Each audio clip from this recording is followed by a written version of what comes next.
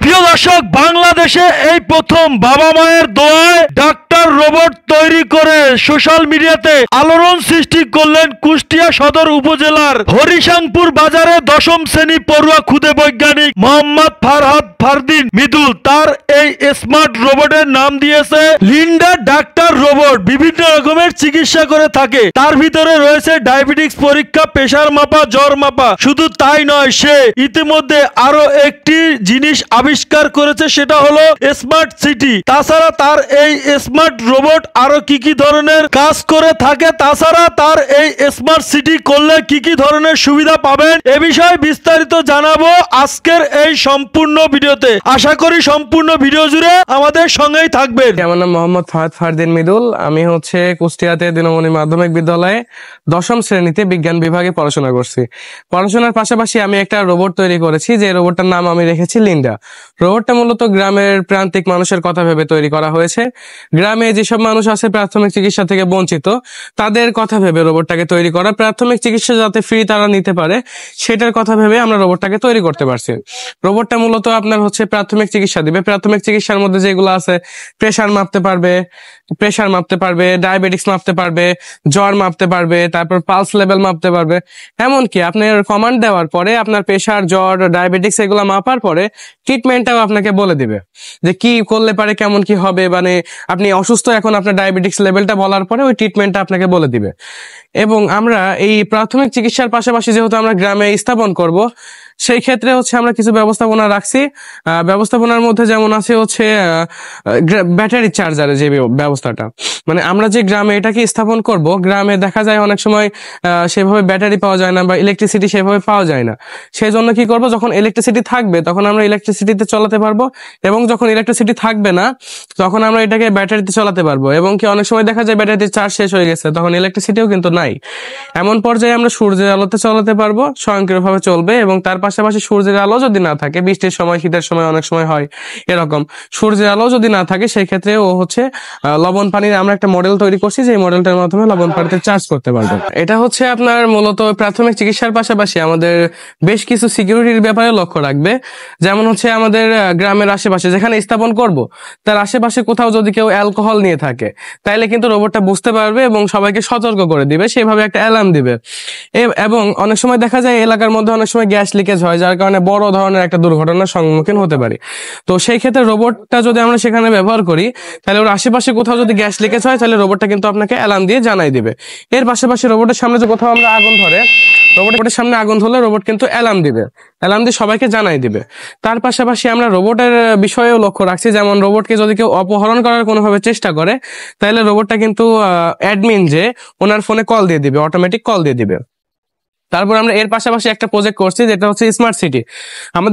আমাদের যে সিটিগুলো আছে, এখানে আমরা যদি এই সিটিটি স্থাপন করে থাকি বা এই সিটি যদি বাস্তবায়ন করি, তাহলে আমাদের অনেক উপকৃত হব। আমরা বিভিন্ন বিষয়ে উপকৃত হব। এই শহরের মধ্যে আমরা রেখেছি একটা হাউজিং এলাকা রেখেছি, যেখানে সবাই বসবাস করবে। বসবাসের জন্য একটা শপিং মল রেখেছি, তারপর একটা স্কুল রেখেছি, একটা হসপিটাল রাখছি, তারপর ফায়ার সার্ভিসের একটা ইউনিট রাখছি, এবং বিদ্যুৎ কেন্দ্র একটা রাখছি। তারপর রেল ব্যবস্থাপনা আছে। মানে একটা শহরে যা যা থাকার দরকার পরিপূর্ণভাবে তাই রাখা হয়েছে। এখন আমাদের শহরের মধ্যে যে বিষয়গুলো বেশি প্রাধান্য দেওয়া হয়েছে, সেগুলো অনুপ্রবেশের দিকটা। আমাদের শহরের মধ্যে যদি কেউ কোনোভাবে অনুপ্রবেশ করার চেষ্টা করে, তাহলে আমরা এখানে যে প্রজেক্টটা করছি, এখানে লেজার সিকিউরিটি নামে একটা প্রজেক্ট আমরা করছি। এখানে যদি কেউ অনুপ্রবেশ করার চেষ্টা করে এদিক দিয়ে, তাহলে অফিসের মধ্যে অ্যালার্ম দিবে এবং সবাইকে জানাই দিবে, সতর্ক করে দিবে।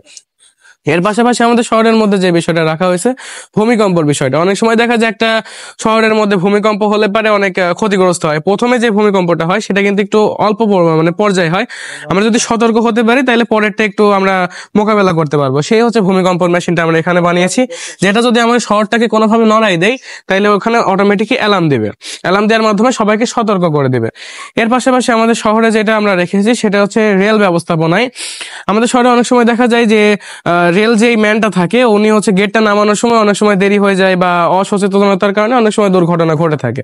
তো সেটার বিষয়ে আমরা একটা প্রযুক্তি স্থাপন করেছি, যেটা আমরা যদি এটাকে বাস্তবায়ন করি, তাহলে এখানে যখন ট্রেনটা আসবে, একটা নির্দিষ্ট এলাকাতে যখন ট্রেন আসবে, তখন অটোমেটিক গেটটা পড়ে যাবে, এবং নির্দিষ্ট এলাকা থেকে চলে যাওয়ার পর অটোমেটিক গেটটা উঠে যাবে। এর পাশাপাশি আমরা হচ্ছে এখানে যেই শহরের বিদ্যুৎ ব্যবস্থাপনার একটা বিষয়ে লক্ষ্য রাখছি, যেটা হচ্ছে আমরা এখানে একটা স্পিড ব্রেকার ব্যবহার করছি। এই স্পিড ব্রেকারের উপর দিয়ে যদি গাড়ি চলাচল করে তাহলে এটা ঘুরবে এবং এখানে একটি টারবাইনের মাধ্যমে সেখান থেকে বিদ্যুৎ উৎপন্ন হবে, যেটা আমাদের শহরের এখানে স্টোরেজ করা হবে। এই স্টোরেজ থেকে আবার পরবর্তীতে পুরো শহরে এটাকে চালানো হবে। তারপরে হচ্ছে আমরা বিশেষভাবে ফুটপাতে একটা ব্যবস্থা করছি, যেখানে মানুষজন হাঁটাচলা করবে।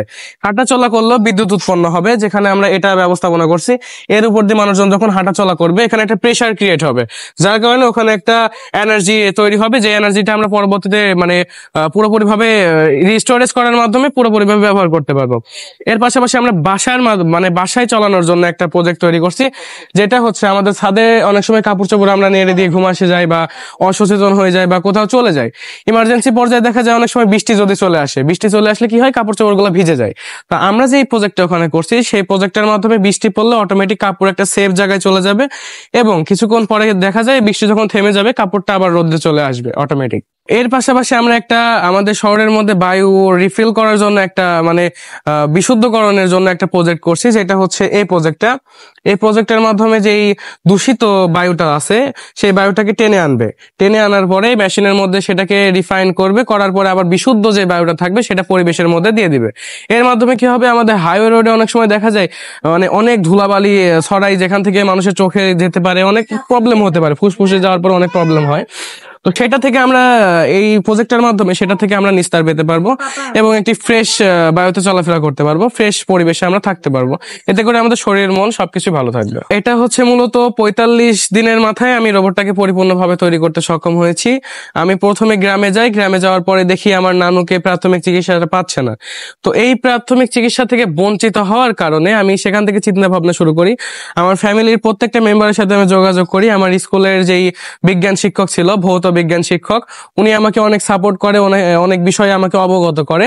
তো যেইগুলোর মাধ্যমে শেষ পর্যায়ে যে আমি রোবটটাকে কোনোভাবে দাঁড় করাইতে পারছি। এখনো যে রোবটটা পুরোপুরি ভাবে তৈরি হয়েছে এটাকে বলা যাচ্ছে না, কারণ এখন রোবটটা দেখা যায় আপনি যখন রোবটের সামনে আসবেন, আসার পরে ওকে কল করবেন, মানে রোবটকে ডাকার পরে রোবট আপনাকে রেসপন্স করবে। রেসপন্স করার পর আপনি যদি ওকে বলেন যে আমার প্রেশারটা মেপে দিতে হবে, আপনার প্রেশারটা মেপে দিবে, ঠিক আছে, কিন্তু এই বেলটা কিন্তু আপনার নিজে হাতে পরে নিতে হচ্ছে। তো আমি এটাকে তৈরি করতে চাচ্ছি এমন ভাবে যে এটার সামনে যখন এসে বলবেন প্রেশারটা মেপে দাও, তখন ও আপনাকে বেলটা পরাই দিবে এবং আপনাকে অটোমেটিকই মেপে দিবে। ঠিক আছে, এইভাবে আমি তৈরি করার জন্য আর কি সরকারি এবং বেসরকারি যেসব প্রতিষ্ঠান আছে সেগুলোর কাছে সহযোগিতা চাচ্ছি। তারা যদি সহযোগিতা করে আমি রোবটটাকে পুরোপুরিভাবে তৈরি করে পরিবেশে স্থাপন করে আমাদের দেশের ও জাতির সামনে আমাদের দেশের যেসব বিশেষ নিরাপত্তা ব্যবস্থা যেগুলা, ওখানে আমরা একটু প্রজেক্ট করার চেষ্টা করতেছি আর কি। যদি সেভাবে সহযোগিতা এসে থাকে তাহলে রোবটটাকে পুরোপুরিভাবে রূপ দিয়ে তো পরিবেশে বসানো হবেই, সমাজে বসানো হবেই। তার পাশাপাশি আমি এই নিরাপত্তা ব্যবস্থায় মানে একটি প্রজেক্ট নিয়ে পরিকল্পনা করছি আর কি করার।